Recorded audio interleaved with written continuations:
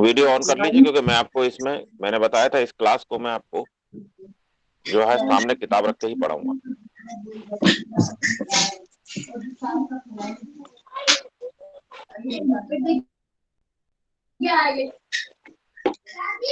बड़े बूढ़े जा रहे हैं। पीछे से आवाज आ रही है, माइक ऑफ कर लीजिए।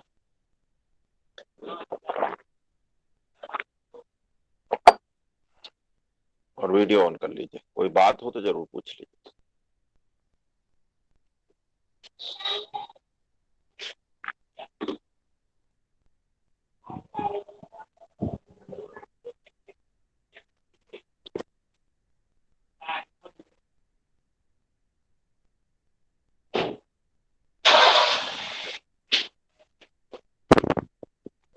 देखिए,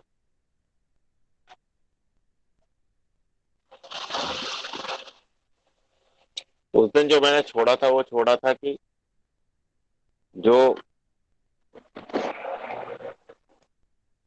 हमारा सामाजिक और धार्मिक सुधार आंदोलन थे, उन सामाजिक और धार्मिक सुधार आंदोलनों में मुख्यतः उसके जो सैलियंट फीचर्स थे, सैलियंट फीचर्स का मतलब हो गया कि उसके प्रमुख बिंदु क्या क्या ऐसी चीजें थी जो उसमें विशेषताएं थी। ये मोबाइल से पढ़ाना मुश्किल पड़ रहा है, आज मैं कंप्यूटर ही से कराऊंगा। इसमें क्या है कि बार बार ये सरकता है इधर उधर। चलिए, तो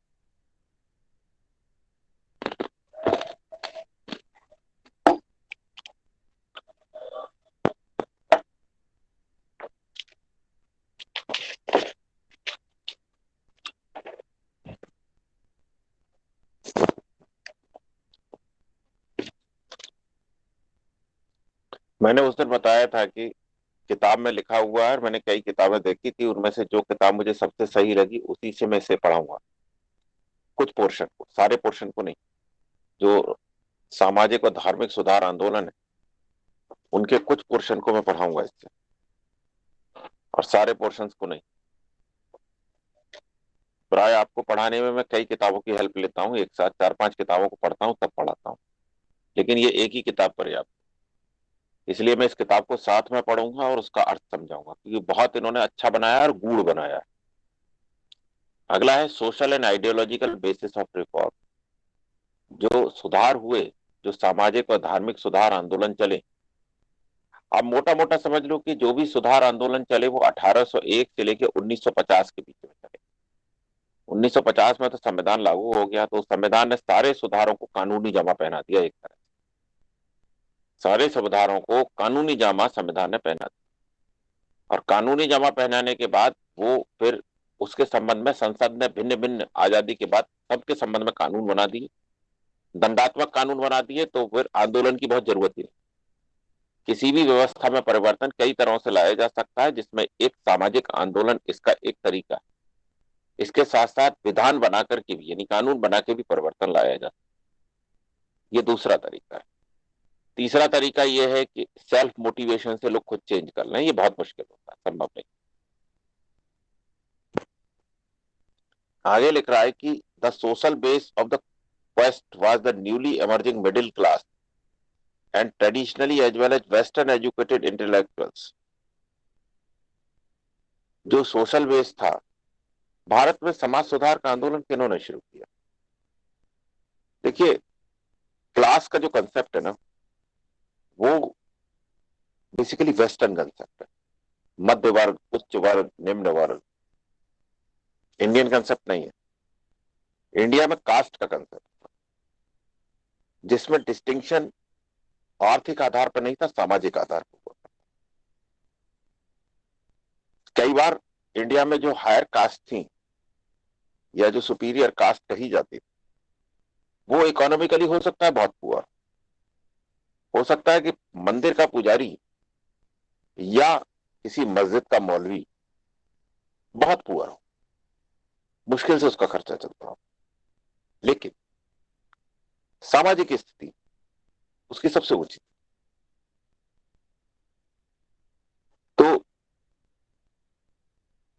आर्थिक स्थिति पर ये बहुत चीजें निर्भर नहीं, क्योंकि समाज में अर्थ या पैसा किसी की इज्जत नापने का, किसी के बात के मनवाने का, किसी की बात की अथॉरिटी का, किसी भी तरह से उसके काम कराने का कोई बहुत आधार नहीं।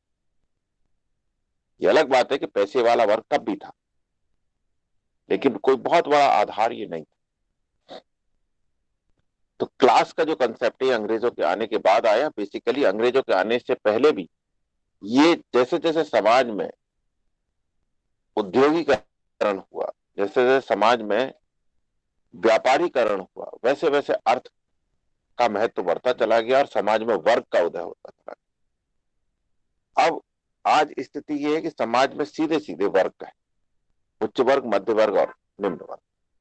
ये नहीं निर्भर करता इस बात से कि वो किस जाति का है, ये नहीं निर्भर करता इस बात से कि इवन उसकी एजुकेशन क्या है। एजुकेशन लेना भी इसलिए जरूरी हो गया है कि एजुकेशन से ही उसकी इकोनॉमिक क्लास ऊपर जा सकती है, और इकोनॉमिक क्लास जब ऊपर जाएगी तभी उसका सोशल क्लास ऊपर जाएगी। इसलिए जो क्लास का उदय है ये 18वीं शताब्दी का उदय है, जब भारत में औद्योगिकरण हुआ।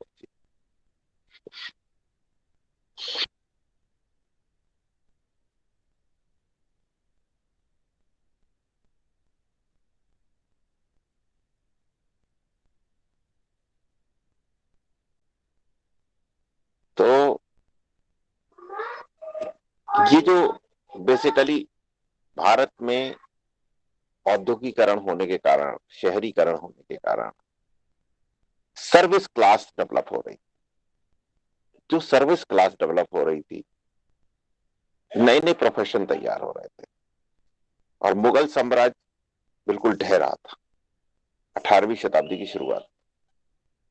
तो अभी तक हमने जो हिस्ट्री पढ़ी है वो उसकी पॉलिटिकल हिस्ट्री है, ये उसकी सोशल हिस्ट्री है कि इसमें क्या हो रहा था कि एक नए पढ़े लिखे वर्ग का उदय हो रहा था।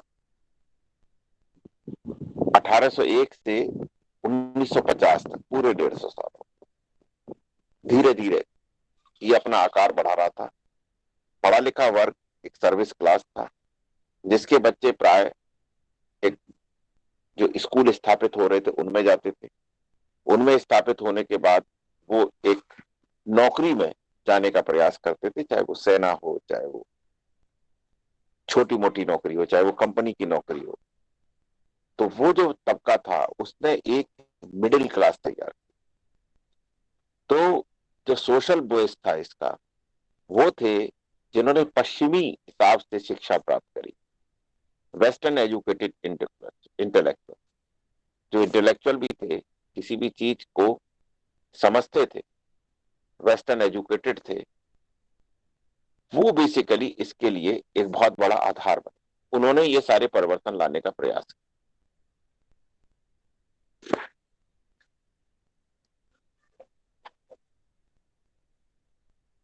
और there was a significant contrast between the broadly bourgeois ideal derived from growing awareness in contemporary development of the West and predominantly non-bourgeois. आगे लिखता है कि the 19th century intelligentsia search for its model in the European middle class। जो India का 18वीं शताब्दी का और 19वीं शताब्दी का, 18वीं तो नहीं सॉरी 19वीं शताब्दी का और 20वीं शताब्दी का, 1801 से 1950 के बीच में जो अभिजात वर्ग था। अभिजात वो नहीं जिस पर पैसा हो, अभिजात वो जो पढ़ा लिखा था। पढ़े लिखे होने पर अभिजात तो आदमी हो ही जाता है। अभिजात वर्ग था, इसीलिए दो शब्द बने हैं कि भाई ये तो पढ़ा लिखा है, गांव में बहुत कॉमन शब्द है आज भी वो, साहब ये तो अभिजात है यानी पढ़ा लिखा है। अभिजात एक परिष्कृत शब्द है संस्कृत का, तो लोग इसे बोलते नहीं है, कहते पढ़ा लिखा, और दूसरे कहते हैं गंवार है। गंवार का मतलब कि वो व्यक्ति तर्कपूर्ण किसी चीज के सही और गलत होने का भेद नहीं कर सकता। ये गंवार की परिभाषा है।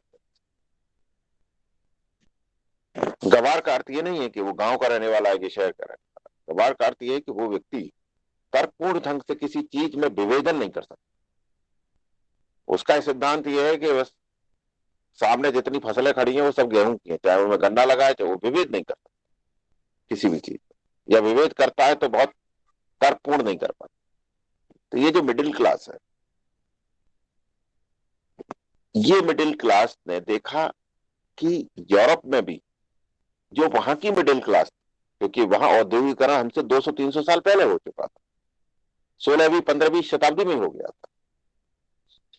आविष्कार, बहुत सारे वैज्ञानिक आविष्कार हुए, उन वैज्ञानिक आविष्कारों को लैब टू लैंड लाया गया, मानी प्रयोगशालाओं से निकाल के जमीन पे लाया गया।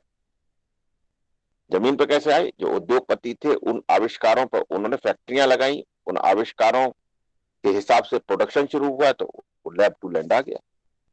जैसे वैक्सीन का आविष्कार तो हुआ लैब में, लेकिन जब वो मार्केट में बिकने लगी तो उस वैक्सीन को बनाने के लिए तो पैसा चाहिए भाई, इक्विपमेंट चाहिए, फैक्ट्री चाहिए, सप्लाई चाहिए, डिमांड चाहिए, रिटेल आउटलेट्स चाहिए हर जगह पहुंचाने की। तो यूरोप की जो मिडिल क्लास थी वो उनका टारगेट था कि भाई ऐसे ही हमें बनना। और उनका कहना यह था कि it learned through the western education had brought about the great transformation in the west from medieval to modern time। उनका कहना था कि यूरोप में भी ये इस तरह की जड़ता थी वहां के समाज में, जैसे यहाँ है, वहां भी ऊंची नीच का था। बस अंतर इतना है कि यहाँ मजदूर और जमींदार, यहाँ सुपीरियर क्लास और इंफीरियर क्लास, इंफीरियर कास्ट है, सुपीरियर कास्ट और इंफीरियर कास्ट है। सिमिलर वहां भी हुआ करता था, फ्रांस में भी था, इंग्लैंड में भी था। देखिए एक चीज जान लीजिए, कास्ट, क्लास, इंफीरियर, सुपीरियर, दुनिया में कभी भी कोई भी मानव समाज ऐसा नहीं था और न है और न होगा जिसमें सामाजिक स्तरीकरण ना हो। इसे अंग्रेजी में कहते हैं सोशल स्ट्रेटिफिकेशन। समाज में स्तर ना हो ऐसा नहीं, कुछ ऊंचे होंगे कुछ नीचे, कुछ बड़े होंगे कुछ छोटे। सामाजिक स्तरीकरण एक अपरिहार्य अंग है, सोसाइटी का इनएविटेबल फीचर है, ये कभी इनफेलिबल है, ये हमेशा होगा, उसका रूप बदलता रहे। आज आपके सामने उच्च वर्ग, मध्य वर्ग, निम्न वर्ग जमा जमा। तो ये इन्होंने कहा कि वहां के मिडिल क्लास ने भी इस तरह के चेंज लाए हैं। और कैसे लाए? उन्होंने कहा वहां के मिडिल क्लास ने रेनेसा लाया। रेनेसा मतलब पुनर्जागरण। वहां के मिडिल क्लास ने रिफॉर्मेशन लाया, मतलब कि जो चीजें थी उनमें सुधार लाया। वहां के मिडिल क्लास ने एनलाइटमेंट किया अपना। एनलाइटमेंट मतलब नई नई चीजें खोजी, नई नई चीजें करी। जितने भी वैज्ञानिक हुए वो सब मिडिल क्लास के थे। कोई बहुत कम वैज्ञानिक ऐसे थे जो अपर क्लास को बिलोंग करते। मिडिल क्लास के बच्चे पढ़ते हैं, एजुकेशन पर उन्हीं का ध्यान रहता है। आज भी हमारे यहाँ जो लोअर क्लास है उसे तो ठेला लगाने से फुर्सत नहीं है, और जो अपर क्लास है वो इसलिए नहीं बहुत ज्यादा पढ़ाई पे ध्यान देता है कि जिसके लिए मिडिल क्लास संघर्ष कर रहा है इतना पढ़ने के लिए, वो है अर्थ की प्राप्ति। ये नौकरी लग जाएगी तो उसे अच्छी जीवन शैली हो जाएगी, तो उसको वो ऑलरेडी है। समस्या तो उनके पास है जिनकी इच्छा है और उन पर नहीं है। अदरवाइज एक जो मजदूर चौराहे पे कंपनी बाग पर खड़ा हुआ है अलीगढ़ में, तो बहुत चिंता नहीं है, तो फावड़ा हाथ में पकड़ रखा है। आपके गांव में भी खेतिहर मजदूर होंगे, वो अपना जिस क्लास में उसी में खुश है।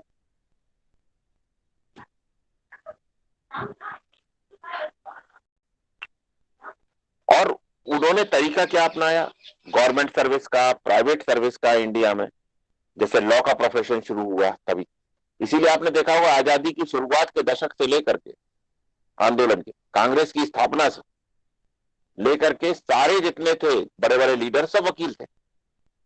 वकालत का प्रोफेशन अपनाया, पत्रकारिता करते थे, जर्नलिज्म का प्रोफेशन अपनाया, डॉक्टरी का प्रोफेशन अपनाया, मेडिसिन का। बल्कि मैं आपको बताऊंगा एक बहुत बड़े सोशल रिफॉर्मर हुए हैं, वो उन सोशल रिफॉर्मर की बंगाल के थे जो पत्नी है, जो वाइफ थी उनकी social reformer, her name was Kadambini Ganguly. कोई बता सकता है मुझे कि कभी उसने उनका नाम सुना है? ये कादम्बिनी गांगुली की क्या विशेषता है? पहली ग्रेड थी शायद, पहली ग्रेजुएट थी सर वो। बिल्कुल बिल्कुल सर, कादम्बिनी गांगुली पहली मेडिकल ग्रेजुएट। उनके पति का नाम कोई बता सकता है? चलिए, गुड। किस किसने बताई ये चीज, कादम्बिनी गांगुली वाली?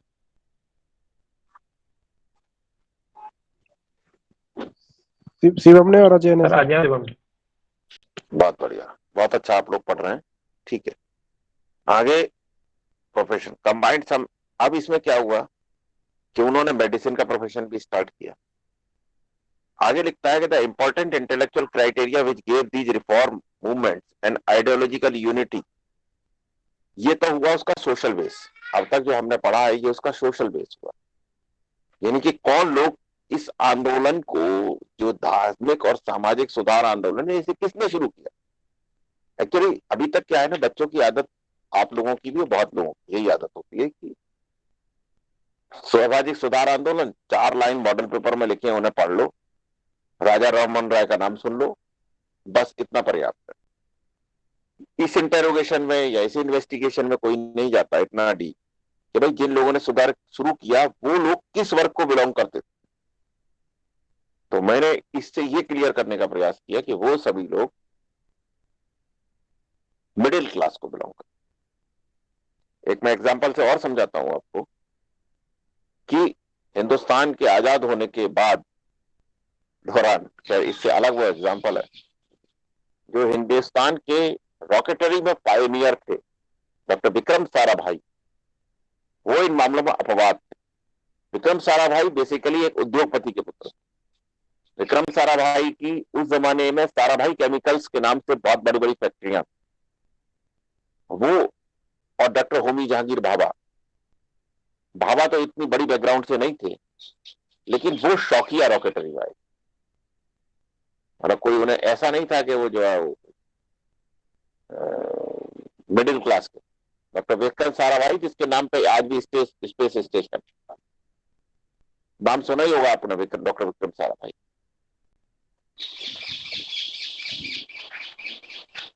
जी सर। उस पर भी एक वेब सीरीज भी बन रही थी, कोई मुझे बता रहा था कि कोई वेब सीरीज भी बन रही है। खैर, अब सवाल आता है कि इस जो लोग ये आंदोलन कर रहे थे उनके तर्क क्या थे, किस आधार पर किया उन्होंने, उनका वैचारिक आधार क्या था। तो उनका वैचारिक आधार 3 मेन थे। पहला था रैशनलिज्म, यानी कि तर्कवाद, हर चीज को तर्क की कसौटी पर कसना। दूसरा था ह्यूमनिज्म, अगर तर्क भी गलत है, मैं कह रहा हूं तर्क न भी हो, हर चीज में मानवतावादी हो। आप देखें 18वीं शताब्दी से पहले हमारे यहां बहुत सारी ऐसी परंपराएं थी जो कि अमानवीय थी, आज के दृष्टिकोण में आप उन्हें सोच भी नहीं सकते। तो उन्होंने कहा मानवतावाद। और तीसरा था, धर्म के मामले में था रिलीजियस यूनिवर्सलिज्म, कहा कि भाई धर्म कोई ऐसा नहीं है कि हमारा ही धर्म श्रेष्ठ हो, सारे धर्म श्रेष्ठ हैं और सारे धर्म पूरे विश्व में है। पहले, उससे पहले यह अप्रोच थी कि बस जो हमारा धर्म है वो सब, वही केवल मुक्ति का मार्ग है, दूसरे का धर्म मुक्ति का मार्ग नहीं। आज ऐसा नहीं है। ये तीनों चीजें आज भी हमारे समाज में, अब तो ये तीनों चीजें हर जगह घर कर गई। मानवतावादी होना, तर्कवादी होना, और मैं कह रहा हूं आज भी आपसे कि शिक्षा का उद्देश्य क्या है। शिक्षा का उद्देश्य एक अच्छी जीविका पाना, इतना धनोपार्जन करना कि जिससे आपका एक अच्छे नागरिक के रूप में जीवन गुजर सके। और उससे भी बड़ी चीज कि आपका तर्कवादी होना, मानवतावादी होना और सभी धर्मों की श्रेष्ठता में विश्वास करना। अगर आप ऐसा नहीं करते हैं तो इस शिक्षा को लेने का भी कोई लाभ नहीं। फिर आप में और उस गंवार में, जिसे गंवार कहा जाता है, उसमें कोई अंतर नहीं। ये अलग बात है, हो सकता है आपकी पोजीशन बहुत अच्छी हो, ऐसा भी होता है कि लोग बहुत पैसे वाले हैं और इन चीजों में कुछ नहीं है, बहुत पैसे वाले लोग हैं उनमें मानवता बिल्कुल नहीं है। तो शिक्षा का उद्देश्य ही है, जो जो aim and objective of education है, वो basically to make you humanity, to make one human, यही शिक्षा का उद्देश्य।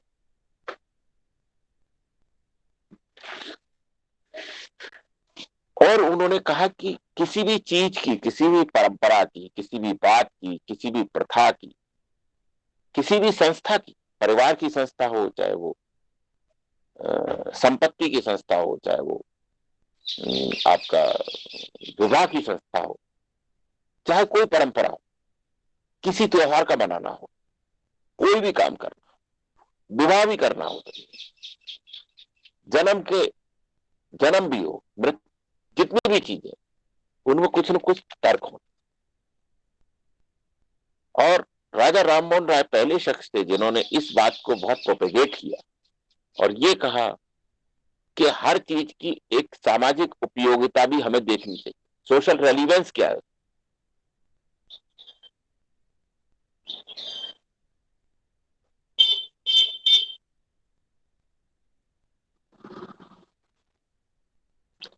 आगे था कि इन्हीं सुधारकों ने, या इसी सुधारक कहना ज्यादा सही नहीं है शायद, इसी मिडिल क्लास ने, इसी एनलाइटेड ग्रुप ने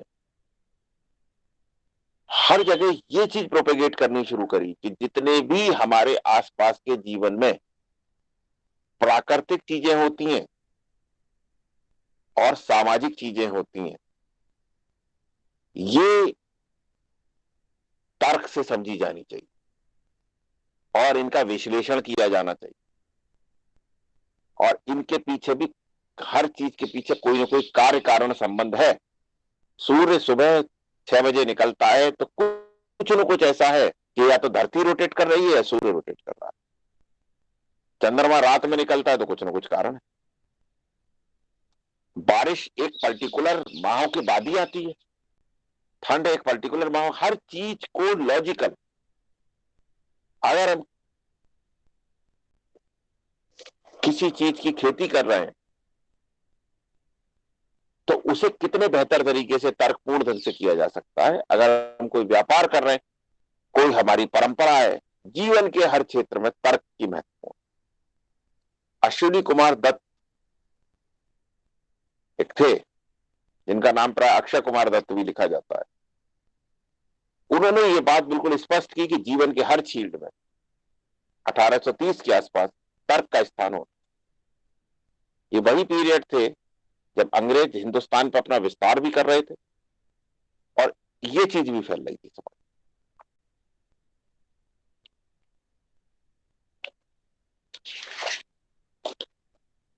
इस चैप्टर को मैं आपको पढ़ा रहा हूं मेंस के दृष्टिकोण से, और ताकि आप सारी चीजें समझ सकें, इसमें रटना कुछ नहीं। आगे लिखते हैं कि the perspective enabled them to adopt a rational approach to the tradition. ये जो पर्सपेक्टिव था चीजों को इस तरह से करने का, उन्होंने एक तर्कपूर्ण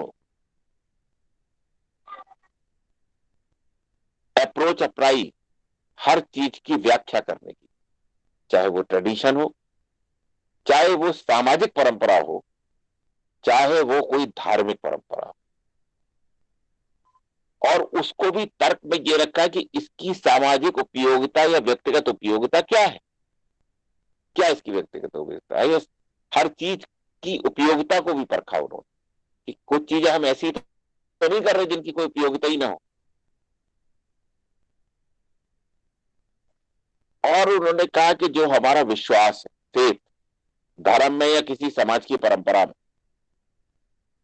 वह भी तर्क पर आधारित होना चाहिए, अंधभक्त नहीं होना चाहिए। भक्ति भी है तो वो तर्कपूर्ण होनी चाहिए। एग्जाम्पल के तौर पर ब्रह्म समाज ने, जो राजा राममोहन राय का था, पहली बार इस चीज को किया कि उन्होंने वेदास जो थे, जो वेद थे, उनकी उनको कहा कि ये इनफेलेबल नहीं भी हो सकते। इनफेलेबिलिटी ऑफ वेदा, इनफेलेबिलिटी का मतलब क्या होता है? इनफेलेबिलिटी का मतलब होता है अचूक, जिसमें कोई गलती नहीं हो सकती। तो ब्रह्म समाज ने कहा कि नहीं, इसका भी समावलोकन करना चाहिए कि क्या इनमें कोई चीज गलत तो नहीं। इससे पहले हिंदू समाज में यह माना जाता था कि वेदों में कुछ गलत नहीं लिखा हुआ, या वेदों में कोई चीज गलत। सिमिलरली सर सैयद अहमद खान ने मुस्लिम समाज में यह कहना शुरू किया कि कोई भी धार्मिक चीज जो रिलीजियस, हमारी जितनी भी टेनेट्स हैं, वो कोई ऐसी नहीं है जो इम्यूटेबल ना हो। इम्यूटेबल का मतलब उनमें कोई परिवर्तन न किया जा सकता, ऐसा नहीं है।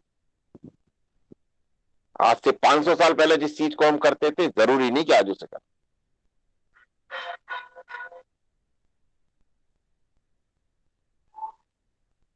आगे लिख रहा है, many of the intellectuals abandon the principle of authority in religion. इनमें से मैक्सिमम जितने भी इंटेलेक्चुअल्स थे, उन्होंने, हाँ बताओ बेटा, हैं? मैं भी आऊंगा बेटा, भी आप जाओ।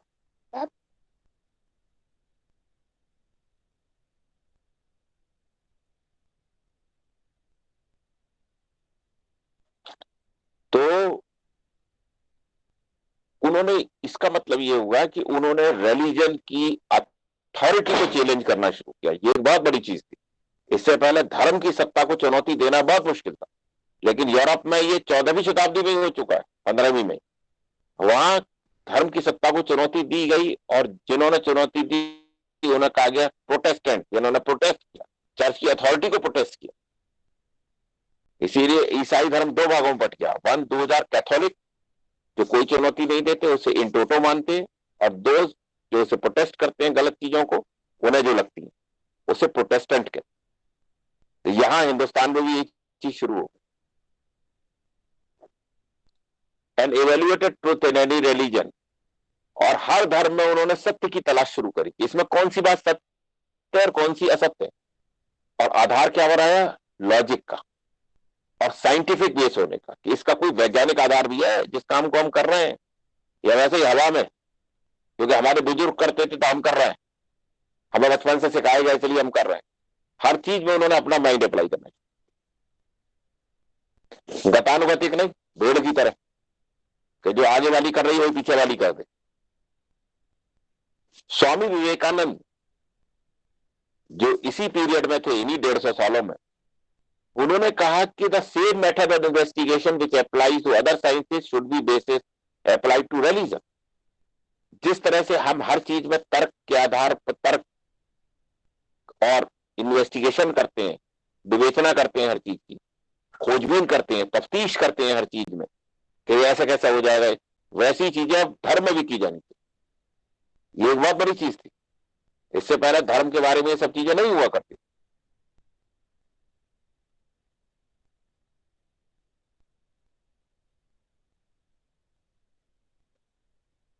और पुरानी परंपराओं को नई जो साइंटिफिक नॉलेज थी, और पुराने जो फेथ थे, विश्वास थे, जो पुराने जितनी भी चीजें धर्म और समाज में होती थी, उन्हें नई जो हमारी साइंस और टेक्नोलॉजी की नॉलेज थी, उसके आधार पर उन्हें इंटरप्रेट करना शुरू किया कि भाई ये गलत है। जैसे कि अक्षय कुमार दत्त ने यह कहा कि चाइल्ड मैरिज करना मेडिकली सही नहीं है। शादी के लिए जो सही उम्र है वो 15-20 साल के बाद ही है, 15 साल के बाद ही। वो कदाप उचित नहीं है कि आप 8 साल की लड़की की और 9 साल के लड़के की शादी करते। ये मेडिकल साइंस इस बात को कहती है कि नहीं, ये करना गलत है। तो उन्होंने साइंस के आधार पर जितनी भी रिलीजियस चीजें थी उनकी व्याख्या करनी शुरू कर। आज हम ऐसे ही करते हैं, लेकिन 17वीं, 16वीं, 15वीं शताब्दी में इस आधार पर नहीं हुआ था।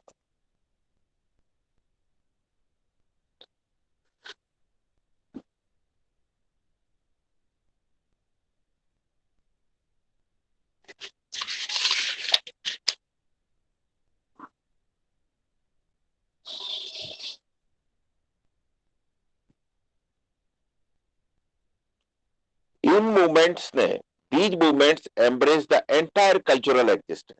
ये जितने भी आंदोलन हुए, इन्होंने भारत के जितने भी धर्म थे सभी के लोगों को प्रभावित किया और सभी की संस्कृति को प्रभावित, पूरी कल्चरल एग्जिस्टेंस को चुनौती दी, हर चीज। और खुद ही के द्वारा दी गई, कोई अंग्रेजों ने नहीं दी, भारतीयों के द्वारा ही दी गई। द वे ऑफ लाइफ, जीवन जीने के तरीके को एनालाइज किया गया।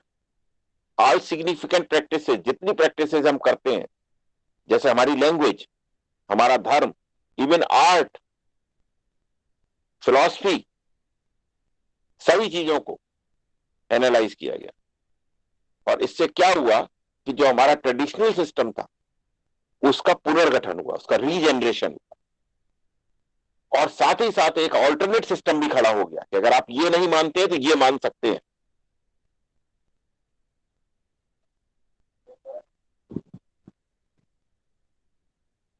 आर्य समाज जैसे आंदोलनों ने ये करा कि भाई आप अगर धार्मिक आडंबर नहीं करना चाहते तो यज्ञ करना ही अपने आप में पर्याप्त।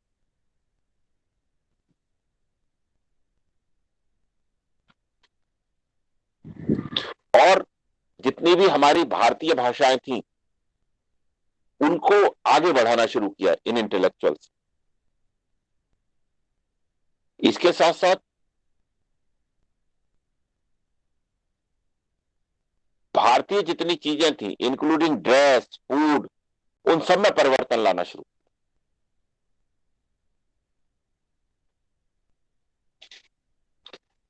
अब ये जो धार्मिक सुधार आंदोलन थे, सामाजिक सुधार आंदोलन थे, इन्हें दो हिस्सों में डिफाइन किया जाता है। एक रिफॉर्मिस्ट मूवमेंट, एक रिवाइवलिस्ट मूवमेंट।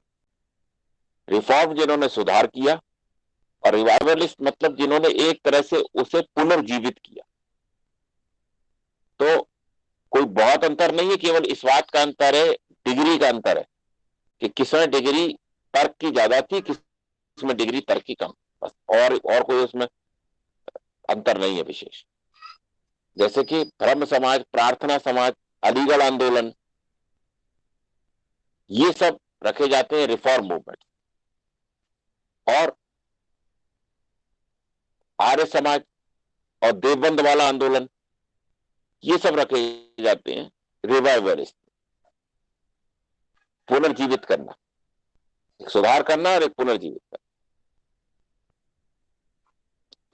और रिपीट कर दो। हाँ बताएं। क्लासिफिकेशन जो हुआ था रिपीट कर दो। हैं? रिपीट कर दो। जो वर्गीकृत किया गया था वो दो तरह से किया गया था। एक रिफॉर्म मूवमेंट यानी जो सुधार वाले हैं, और एक वो जो रिवाइवलिस्ट है, मतलब कि जिन्हें पुनर्जीवित करने वाले हैं। तो जो प्रार्थना समाज था, ब्रह्म समाज था, अलीगढ़ आंदोलन था, इन सबको रखा गया रिफॉर्मिस्ट में, सुधारवादी। और रिवाइवलिस्ट यानी पूरी तरह से पुनर्गठन करना, इसमें रखा गया आर्य समाज और देवबंद आंदोलन को। इन दोनों में अंतर यही था कि इनमें किस हद तक तर्क को अप्लाई किया जा रहा है, इसी डिग्री का अंतर था। कुछ में तर्क बहुत ज्यादा लागू किया गया, कुछ में उतना नहीं लागू किया।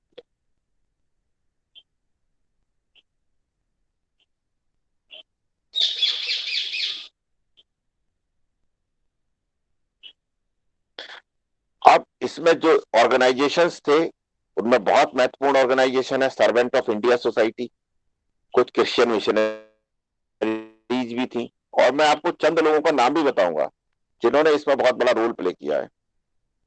ज्योतिबा फुले, गोपाल हरि देशमुख, केटी तेलंग, इनके बारे में भी अलग अलग बताऊंगा। BM Malabari, Jyotiba Phule, Gopal Hari Deshmukh, KT Telang, BM Malabari, D K Karve, ढौड़ो Keshavdev Karve, Shri Narayana Guru, EV Ramaswamy Naicker, doctor BR. Ambedkar, Raja Rammohan Roy, Keshav Chandra Sen, Swami Dayanand Saraswati, MG Rana day.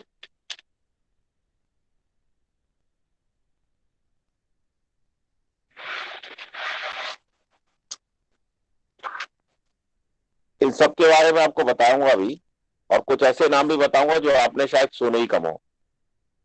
अब हम इसे दो तरह से डिवाइड करते हैं सामाजिक आंदोलनों को।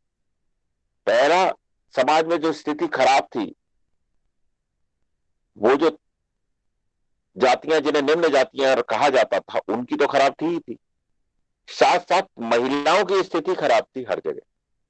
वो जातियां कोई सी रही सही, वर्ग कोई से रहे, महिलाओं की स्थिति हर वर्ग हर जाति में एक जैसी, कोई बहुत अंतर नहीं था। उन्हें अधिकार बहुत कम थे और उन पर रोक बहुत ज्यादा थी, रेस्ट्रिक्शंस बहुत ज्यादा थी।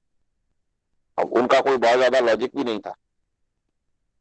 इवन आज भी बहुत सारे ऐसे रेस्ट्रिक्शंस हैं जिनका कोई लॉजिक नहीं है। और धीरे धीरे समाज जितना एजुकेट हो रहा है, जितना मोबिलाइज हो रहा है, वो रेस्ट्रिक्शन अपने आप कम होते चले जा रहे हैं। पहला हम देखते हैं वो सुधार आंदोलन और वो कानून जो इन सुधार आंदोलनों की वजह से पारित हुए। कुछ कानून ऐसे भी हैं जो सुधार आंदोलनों की वजह से पारित हुए, और कुछ ऐसे कानून हैं जिनकी वजह से सुधार हुआ। महिलाओं की स्थिति क्या थी कि women were given very low status, decision making में उनका कोई रोल नहीं हुआ करता था और इंफीरियर मानी जाती थी पुरुषों से, और उनकी कोई पहचान नहीं। उनकी पहचान बस इतनी थी, वो किसी शूरवीर की मां है या पत्नी है, खुद उनकी कोई विशेष पहचान नहीं हुआ करती।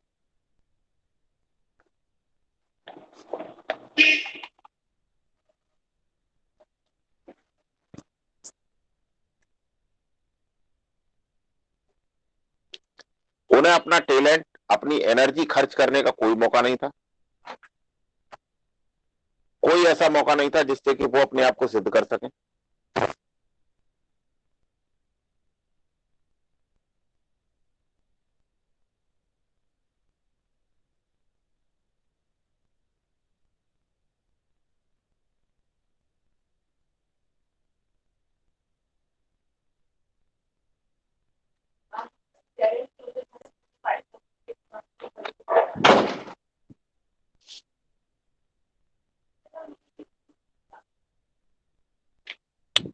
ठीक है, तो अब उनकी देखिए क्या स्थिति थी। 8-9 साल के बाद से ही उन्हें पर्दा करने की आदत डाल दी जाती थी कि उन्हें अपने सिर को ढकना है। क्यों ढकना है? इसके भिन्न भिन्न तर्क आज भी व्हाट्सएप यूनिवर्सिटी पे दिए जाते हैं। बेटा मैं पढ़ा रहा हूं। हाँ, अच्छा, ठीक है।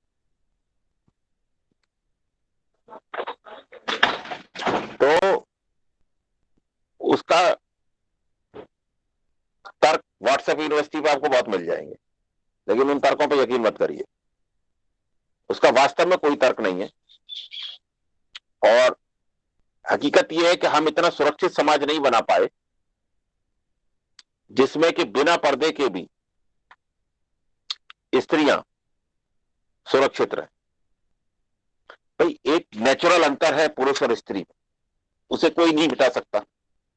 सामाजिक अंतर तो चलो आप मिटा देंगे, सारे अंतर मिटा देंगे, एक नेचुरल अंतर यह है, और वो नेचुरल पुरुष और स्त्री में नहीं है। वो पूरी की पूरी जो जो जो कायनात है, जो पूरी की पूरी, देखिए मैं तो खुद एक साइंस का स्टूडेंट रहा हूं, और मेरा कभी हिस्ट्री सब्जेक्ट नहीं रहा, मैं जूलॉजी बॉटनी से रहा हूं। जितना भी एग्जिस्टेंस है, बायोटिक एग्जिस्टेंस, यानी दुनिया में जितने भी जानवर हैं, जितने भी प्राणी हैं, चाहे वो जितने भी एनिमल्स जितने भी हैं, उनमें ऐसे बहुत कम एग्जाम्पल्स हैं जिनमें मेल का साइज फीमेल से छोटा। इसे सेक्सुअल डाइमॉर्फिज्म कहा जाता है बायोलॉजी। मतलब सेक्स के हिसाब से जो मॉर्फ है, यानी कि जो मॉर्फ मतलब जो रूपरेखा है आपके शरीर की, वो डिफरेंट हो। दोनों सेक्सेस की रूपरेखा कभी एक जैसी नहीं है। सेक्सुअल डाइमॉर्फिज्म का एवोल्यूशन करोड़ों साल पहले हुआ है। इससे पहले जो बहुत सारे आज भी ऐसे प्राणी हैं जिनमें दोनों सेक्सेस एक ही में पाई जाती।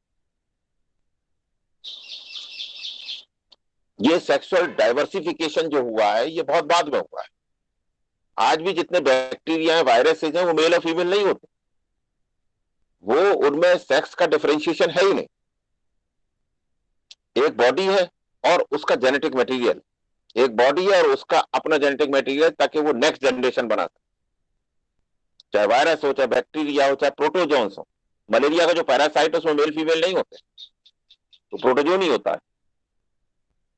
इवन एल्गी में नहीं होते, इवन पोरीफर्स में नहीं होते, हाइड्रा में नहीं होते, सीलेंट्रेट्स में नहीं होते। यहां से फिर धीरे धीरे सेक्स की शुरुआत, सेक्सुअल डिवीजन होता है। ये किसी दिन अपने बायोलॉजी वाले सर से पूछिएगा, किसी दिन मुझे मौका लगेगा तब मैं अगर आप इंटरेस्ट दिखाएंगे तो मैं बताऊंगा कि व्हाई इट इवेल्युएटेड, ऐसा हुआ क्यों, ऐसा एवोल्यूशन क्यों हुआ, नेचर ने ये सब क्यों किया। लेकिन नेचर ने जब इस एवोल्यूशन को किया तो जो सेक्सुअल बाइमॉर्फिज्म हुआ उसमें मेल का साइज हमेशा बिगड़ा और बड़ा है, फीमेल का size is always smaller. Except 4-6 example ऐसे हैं जिनमें मेल का साइज छोटा और फीमेल का बहुत बड़ा है। एनिलिड्स में कुछ एग्जांपल ऐसे आते हैं जिनमें मेल इवन माइक्रोस्कोप में नहीं दिखता और फीमेल जो है 2 इंच की होती है। अब अगर आप हायर एनिमल्स में आए तो ऐसा बहुत रेयर है। आल्सो एनिमल, हमें बहुत सारी नेचर बचपन से ऐसी होती है जो एनिमल्स जैसी होती है, आज भी है।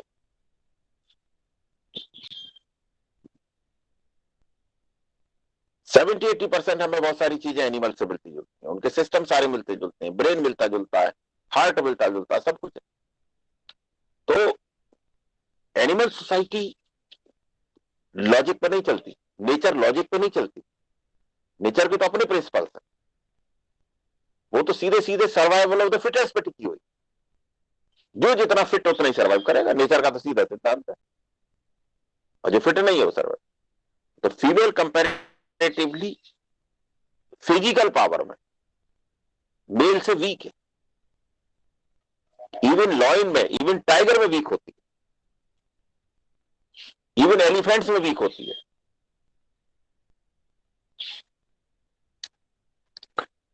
अब ह्यूमन सोसाइटी में यह है कि although he is physically weak, लेकिन उसे ये जो फिजिकल वीकनेस है इसी को हमने सोशल वीकनेस बना। मैं एक बहुत अच्छी लाइन आपको बता रहा हूं कि दिस फिजिकल वीकनेस को हमने एक सोशल वीकनेस बना।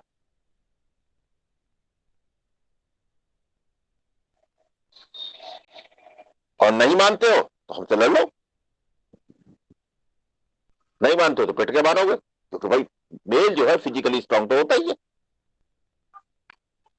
ये सोशल वीकनेस किसी एनिमल ने नहीं बनाई। शेरों में सोशल वीकनेस कुछ नहीं होती, वहां तो नेचर के नियम लागू होते हैं उन पर। अब सोशल वीकनेस में पर्दा प्रथा, उनकी अर्ली शादी कर देना, विधवा हो जाने में पुनः शादी करने की बिल्कुल अनुमति न देना, उनकी अपनी कोई पहचान ना होना, उनके पति, पिता और पुत्र से ही उनकी पहचान होना,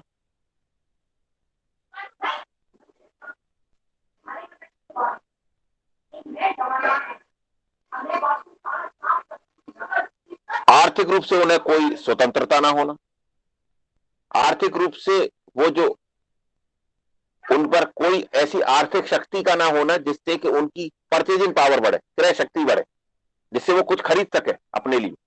उनको आर्थिक पावर, उनको कोई इकोनॉमी थी नहीं उनकी, उन्हें काम करना है, लेकिन उसके बदले में जो परिवार पल रहा है बस यही उनकी उपलब्धि है, उन्होंने परिवार पाल लिया।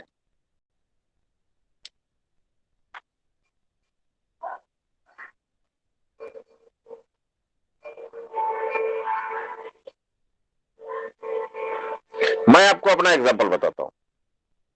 My mother was a window, उनकी सामाजिक स्थिति आज की डेट में भी जो मैं डिफाइन कर रहा हूं यही जैसी है। उनकी उपलब्धि सबसे बड़ी ये मानी जाती है कि उन्होंने अपने लड़के को एसपी बना दिया। मेरे घर में मेरी दूसरी बहन भी डिप्टी एसपी है जो इसी ग्रुप में जुड़ी हुई है, but she is not my real sister. मेरा कोई रियल सिस्टर है ही नहीं जो मेरी मां से पैदा हुआ हो। वो मेरे मामा की लड़की है जो मेरे बगल में घर में रहती है। जो बच्चे मेरे घर पे आए हैं उन्होंने देखा हो मेरे घर के बगल में भी एक घर है, उसे मैंने ऐसे ही पढ़ाया जैसे मैं तुम्हें पढ़ा रहा हूं,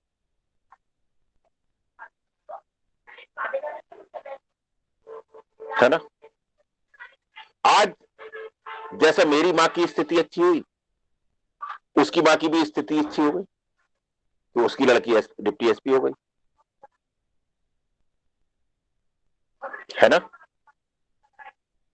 सेम इज द पोजीशन कि उसके परिवार की स्थिति भी बहुत ऊंची हो गई, उसके परिवार की भी स्थिति समाज में इज्जत मिलने लगी, उसके पिता को मिलने लगी, मेरे मामा को मिलने लगी, उसकी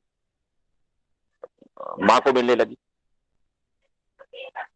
तो मेरा आपसे कहने का मतलब यही है कि हमारे परिवार में जिन जिन के बच्चे और जिन जिन महिलाओं को जो आगे बढ़ गए, आगे बढ़ने का मतलब उनकी सामाजिक स्थिति में सुधार आ गया। और सामाजिक स्थिति में सुधार कैसे आया कि उनकी आर्थिक स्थिति सही हुई। आर्थिक स्थिति कैसे सही हुई कि वो एक ऐसी सेवा में आए जिसे समाज आर्थिक रूप से बहुत सिक्योर मानता है और है भी।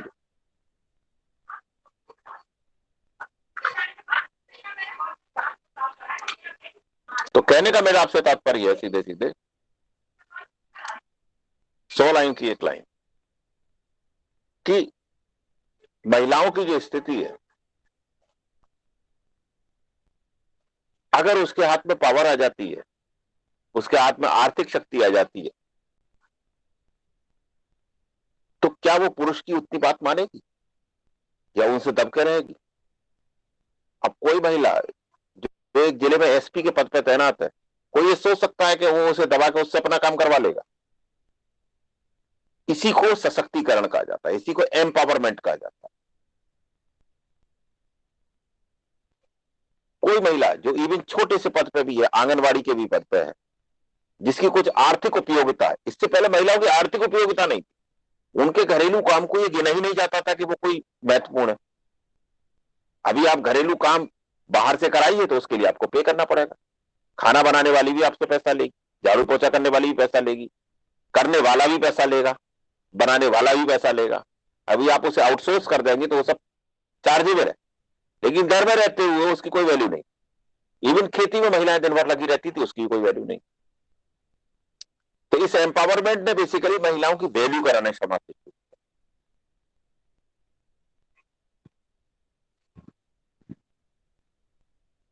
मेरे घर में जितने बच्चे हैं उनमें अधिकांश मुझसे पढ़े, और कोई डॉक्टर हो गया, कोई इंजीनियर हो गया, कोई ऑफिसर हो गया। मेरे घर में 8 अफसर हो गए ऑलमोस्ट।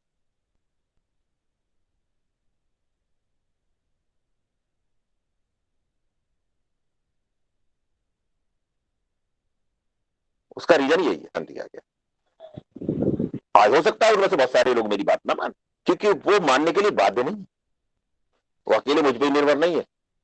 उनकी अपनी खुद की शैक्षणिक स्थिति है, एक एजुकेटेड है तो शैक्षणिक स्थिति हो गई, पैसा कमा रहे हैं तो आर्थिक स्थिति हो गई, और अच्छे पदों पे हैं तो सामाजिक स्थिति हो गई।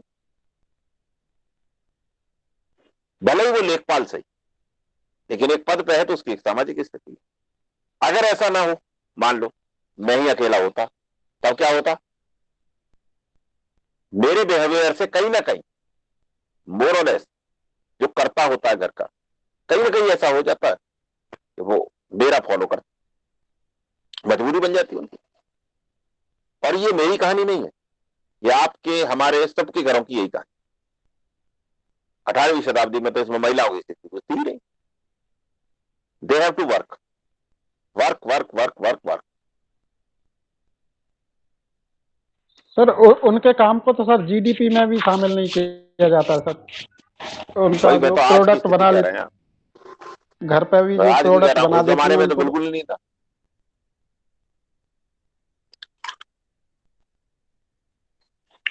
जी सर। उनकी संतुष्टि बस इसी बात से थी कि वो एक किसी शूरवीर की मां है। आज भी बहुत सी घरेलू महिलाओं की स्थिति इससे भी सुधर जाती है अगर वो ऐसा भी नहीं है। किसी का बेटा अगर एसपी नहीं है या किसी का बेटा अगर कोई लायक नहीं है तो उसकी स्थिति और खराब है। समाज लाइबिलिटी पूरी डाल देता है उस पर कि तुमने अच्छे संस्कार नहीं दिए इसीलिए वो नालायक कुछ नहीं कर पाए। लाइबिलिटी पूरी डाल देता है। बस इतना है कि उसके होने के बाद उनकी स्थिति ठीक हो जाती, और अगर वो खुद हो जाए तो फिर होगी। अंग्रेजों ने ये ऐसे प्लेटफॉर्म बनाए जिनसे कि आपकी स्थिति सुधर सकती है। आपके हाथ में वो शक्ति आती है जिससे दूसरों का काम आपसे पड़ेगा, और दूसरों का काम जितना जरूरी आपसे पड़ेगा उतनी आपकी स्थिति मजबूत होगी। पुलिस के थाने की वैल्यू क्यों है? डॉक्टर की तरह आप उसे चेंज नहीं कर सकते ना। एक हड्डी का डॉक्टर सही इलाज नहीं कर रहा तो दूसरे पे चले जाओ, लेकिन अगर अपराध हो गया तो दरोगा जी पे जाना पड़ेगा। जिस चीज की अवेलेबिलिटी जितनी मैंडेटरी है और जितनी कम है उसकी वैल्यू उतनी ज्यादा है। ये एक नेचुरल फेनोमेना है। चलिए क्या मेन बात पे आते हैं। तो कानून बने इनके कारण।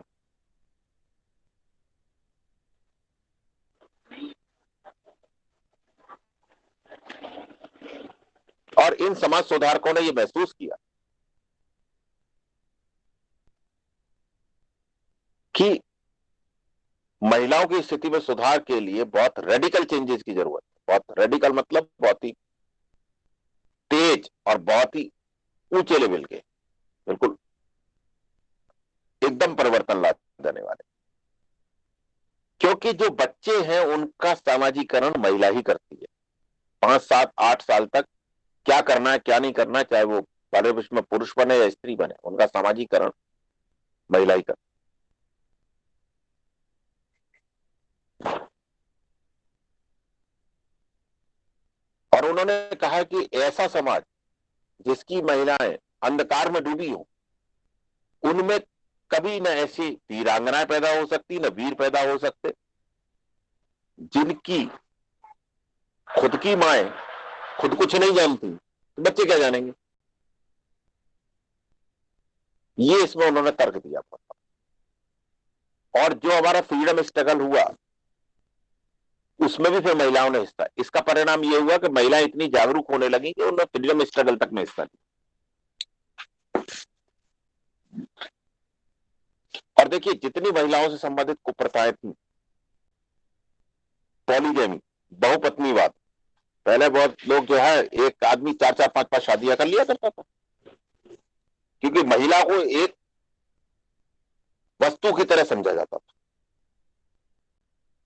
एक कार है, 2 कार है, 3 कार है। पर्दा प्रथा, बाल विवाह, विधवा पुनर्विवाह की अनुमति नहीं, सोच ही नहीं सकते। और सबसे क्रूअल सती प्रथा। महिलाओं को जो है इस बात का भी अधिकार नहीं कि वो एजुकेशन ले सकें। Denial of right of education, कि उन्हें जो है वो शिक्षा लेने का अधिकार नहीं है। तो हम देखेंगे सबसे पहले कि इन रिफॉर्मर्स से क्या क्या हुआ। सबसे पहले राजा राममोहन राय के प्रयासों से सती प्रथा का अंत हुआ और विलियम बेंटिक ने 1829 में कानून बना दिया। और आपको ताज्जुब होगा, ये तो मैं आपको बता ही चुका हूं, एबोलिशन ऑफ सती एक्ट। आपको ताज्जुब होगा, राजा राममोहन राय बेसिकली अकबर द्वितीय के मामले को रखने के लिए गए थे इंग्लैंड। और उससे भी बड़ा कारण यह था कि अकबर द्वितीय का तो कारण था, बेसिकली वो इंग्लैंड इसलिए गए थे कि उस जमाने की प्रिवी काउंसिल, जहां इस कानून के विरुद्ध लोगों ने अपील करी थी कि साहब ये कानून गलत है, सती होना बिल्कुल सही है, कहीं ऐसा ना हो प्रिवी काउंसिल मामले को समझ ना पाए और विलियम बेंटिक के कानून को रद्द कर दे। तो महिलाओं की स्थिति के सुधार के लिए वो इंग्लैंड तक गए और वहीं उनकी डेथ हो गई। नेक्स्ट जो क्लास होगी उसमें मैं रिफॉर्मर्स के बारे में भी आपको बताऊंगा, इनके जीवन के बारे में। इनके जीवन के बारे में जानना बहुत जरूरी है। ये समाज के वो आदर्श और प्रकाश पुंज हैं जिन्होंने समाज को आज इस जगह लाके खड़ा कर दिया। दूसरा था कि अंग्रेज कंपनी ने दो परंपराएं बंगालियों और राजपूतों में, राजस्थान के में बहुत थी ये परंपराएं। वो थी बेसिकली फीमेल इन्फेंटिसाइड की, बच्चे को जन्म होते ही मार देने का, लड़की अगर है तो। 1795 में और 1804 में दो बार अंग्रेजों ने कानून बनाए खुद कि फीमेल इन्फेंटिसाइड जो है एक पनिशेबल ऑफेंस होगा। मतलब उसका पनिशेबल ऑफेंस का मतलब वह एक ऐसा अपराध होगा जिसका दंड दिया जाता है। और फिर 1870 तक आते आते तो उन्होंने ये कर दिया, जब पहली जनगणना हुई है 1871 में, पहली मेयो के समय में जनगणना हुई है, हल्की फुल्की रात में जो होती थी। और 1870 में, एक साल पहले ही वो कानून ले आई कि registration of birth and death दोनों होगा, जो आज भी चल रहा है हमारे। यद्यपि वो बाद में फिर 1970 के दशक में 100 साल बाद फिर से उसे रिफॉर्म करके लागू किया गया। तीसरा जो उन्होंने सुधार किया वो समाज सुधारकों के कारण हुआ। राजा राममोहन राय से लेकर बहुत समाज सुधारक इस बारे में प्रयास करते रहे, लेकिन सच्चे अर्थों में प्रयास किया गया ईश्वर चंद्र विद्यासागर के द्वारा, जो बेसिकली संस्कृत कॉलेज जो तो कलकत्ता में उसके प्रिंसिपल हुआ करते। और उन्हीं के प्रयासों से भारत का एक बहुत कुख्यात वायसराय, जिसके बारे में लोग कहते हैं कि उसने बहुत गलत काम किया हिंदुस्तान में, लॉर्ड डलहौजी, डलहौजी ने खुद इस कानून को ड्राफ्ट किया था। प्रयास विद्यासागर के थे, उन्होंने भी प्रपोजल भेजा था और लोगों ने भी भेजा। इस कानून की ड्राफ्टिंग, जैसे आईपीसी की ड्राफ्टिंग मैकाले ने करी है, इस कानून की ड्राफ्टिंग डलहौजी ने खुद करी। वो था विडो रीमैरिज एक्ट 1856,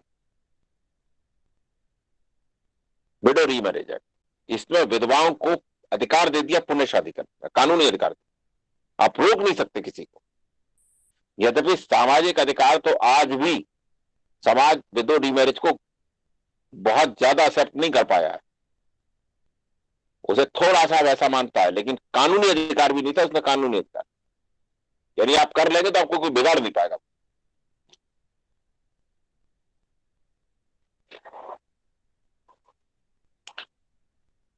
चौथा था चाइल्ड मैरिज को कंट्रोल करने के लिए, और इसमें सबसे बड़ा प्रयास किया 1872 में कानून पारित हुआ जिसे कहते हैं नेटिव मैरिज एक्ट, 1872 में पारित हुआ नेटिव मैरिज एक्ट। और इसमें इसके लिए सबसे ज्यादा प्रयास किया गया बीएम मलबारी के द्वारा। जो ईश्वर चंद्र विद्यासागर का विधवाओं के लिए योगदान है, बच्चों की शादी ना हो, इसके लिए बहुत बड़ा प्रयास किया गया बीएम मलबारी के द्वारा। और 1872 में जो नेटिव मैरिज एक्ट पास हो गया तो उन्होंने और बड़ा आंदोलन चलाया, जिसके कारण 1891 में एज ऑफ कंसेंट एक्ट पारित हुआ, जिसने कि 12 वर्ष से कम उम्र की लड़की की शादी को एक पनिशेबल ऑफेंस बना दिया, इसमें अब दंड मिलेगा। 1872 का नेटिव मैरिज एक्ट, 1891 का एज ऑफ कंसेंट एक्ट। फिर 1930 के दशक में एक हरविलास शारदा हुए हैं, वो भी एक सोशल रिफॉर्मर थे, उनका नाम था राय साहब हरविलास शारदा। उनके प्रयासों से एक नया कानून बना जिसे कहते हैं शारदा एक्ट। शारदा एक्ट ने क्या किया कि लड़कों और लड़कियों की उम्र शादी की और बढ़ा दी। लड़कों की कर दी बढ़ा के 18, लड़कियों की कर दी 14। मेरी दादी, माय ग्रैंड मदर, उनकी शादी 1927 में हुई थी, when she was 12 year old. जब 12 साल की पूरी हो गई तब, क्योंकि ऐसा था कि उससे पहले 1891 का एज ऑफ कंसेंट एक्ट आ चुका था, तो 12 साल कंप्लीट होते उनकी शादी हो गई 1927 में, क्योंकि वो 1915 बॉर्न थी, 1927 में उनकी शादी। एंड मेरे ग्रैंडफादर उस वक्त जो है वो मेरे ख्याल से 1912 बॉर्न थे, तो लगभग 15 साल के रहे हो। अगर यही शादी 1930 के बाद हुई होती, 1927 के बजाय, तब एज बढ़ा करके 14 कर दी गई शारदा एक्ट। तो मेरी दादी को बहुत अच्छे से वो कई बार शारदा एक्ट के बारे में मुझे बचपन में बताया करती। तब हमारे हमने तो कहानी सुन ली, बाद में जब हिस्ट्री पढ़ी तब समझ में आया। तो शारदा एक्ट के बारे में बताया करती थी। उनकी डेथ 1991 में ही हो गई, सॉरी 1999 में, अभी 2000 से पहले ही हुई, लगभग 22-23 साल हो गए उनकी डेथ को। तो वो बताया करती थी कि राय साहब हंसविलास शारदा ने बहुत प्रयास किए, शारदा एक्ट बन गया है। गांव में पहले लोग कहते थे साहब शारदा एक्ट बन गया है, इस वजह से अब शादी मत कर देना, नहीं पुलिस उठा के बंद कर देगी।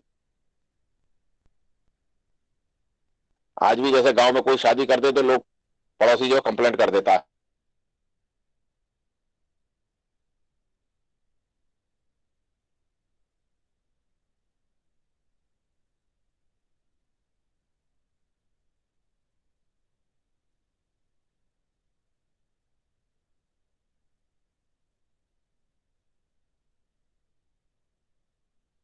Child marriage restaurant act, child marriage restaurant act 1978। ये थी कहानी महिलाओं की। और भी इसमें बहुत सारी अभी कानून हैं जो मुझे पढ़ाने हैं, जो महिलाओं के स्थिति में सुधार लाने के लिए हो और उनको एजुकेशन और उनके पार्टिसिपेशन को बढ़ाने के लिए। इस महिलाओं के चैप्टर को अब हम अगली बार कंटिन्यू रखेंगे। कितनी देर हो गई? 1 घंटा हो गया? सर 1 यस घंटा सर, हो बीच में। गया। क्या कह रहे हैं?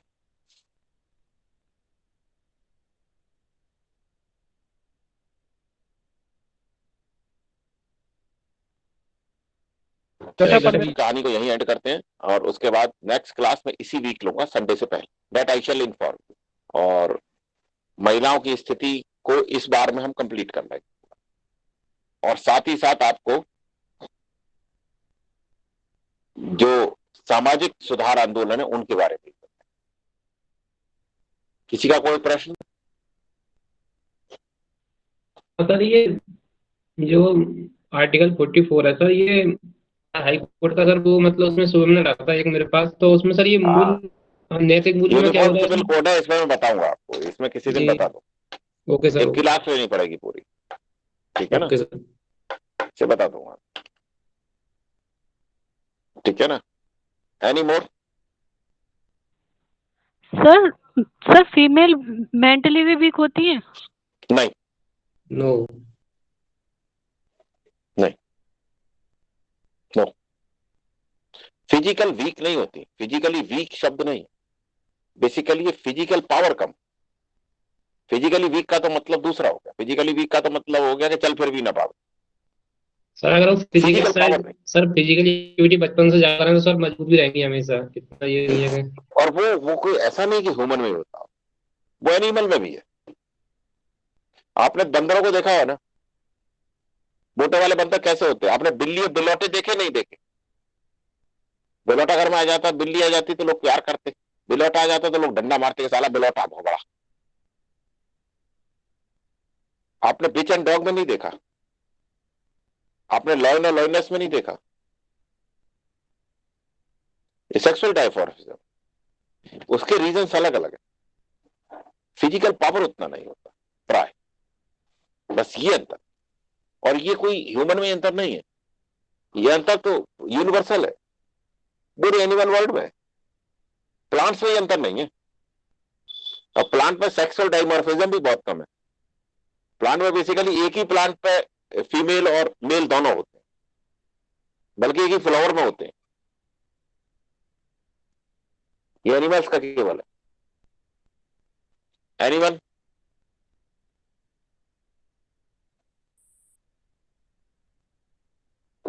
और कोई? तो क्लास बंद की जाए? जी सर। जी सर। जी सर। ठीक है, ओके। फिर ओके सर, अब थैंक यू मुझे सर। लग रहा है कि क्लास ऑफ की जाए। 15-21 हो गए, ठीक है? ठीक है सर, ओके, नमस्ते सर। नमस्ते, गुड लक। Thank you.